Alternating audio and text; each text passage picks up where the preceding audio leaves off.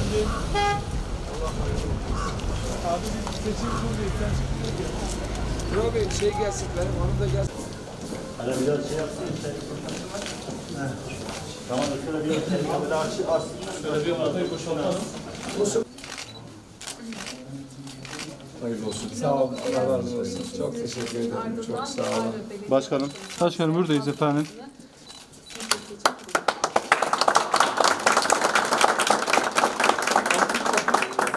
Bakın babanın mazbatasını. Başkanım, seni bir tebrik edeyim. Teşekkür ederim. Allah razı olsun. Hakkınızı helal edin. Ne? Tebrik ediyorum. Sağ olun, çok teşekkür ederim. Başkanım, teşekkür ederiz. Hayırlı olsun Sağ olun. Hayırlı olsun. Hakkını helal edin. Yardımcı olsun inşallah. Abbas Bey çok teşekkür ediyorum. Hakim Bey çok teşekkür ediyorum. Hepinize teşekkür ediyorum. Hayırlı olsun başkanım. Hayırlı olsun. Sağ olun. Sağ olun.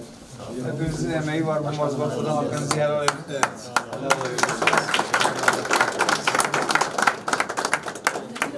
Hadi gül bakayım gül. Baban ne oldu? Baban ne oldu? He? Başkan. Ben ne oldum? Bilmiyorum ki sen söyle. Başkan oldu.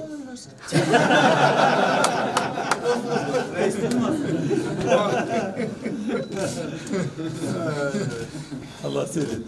Mutluyum, çok heyecanlıyım. Önemli bir zafer oldu.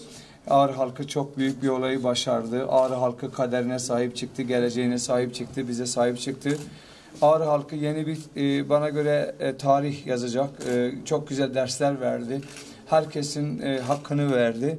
Ben de Ağrı halkına çok teşekkür ediyorum. Çok mutluyum. Beni sahiplendiler, kendilerini sahiplendiler, ülkelerini sahiplendiler. İnşallah hep birlikte Ağrı'yı Türkiye'nin parlayan yıldızı yapacağız. Bu konuda iddiamız var. Sayın Cumhurbaşkanımız ve Genel Merkezimiz bize çok destek veriyor. Bugün de hep aradılar. Cumhurbaşkanımız da aradı. Ağrı için neler yapabileceklerini gerçekten şimdiden düşünmeye başlamışlar. Bize her anlamda yardımcı olacaklarını söylediler.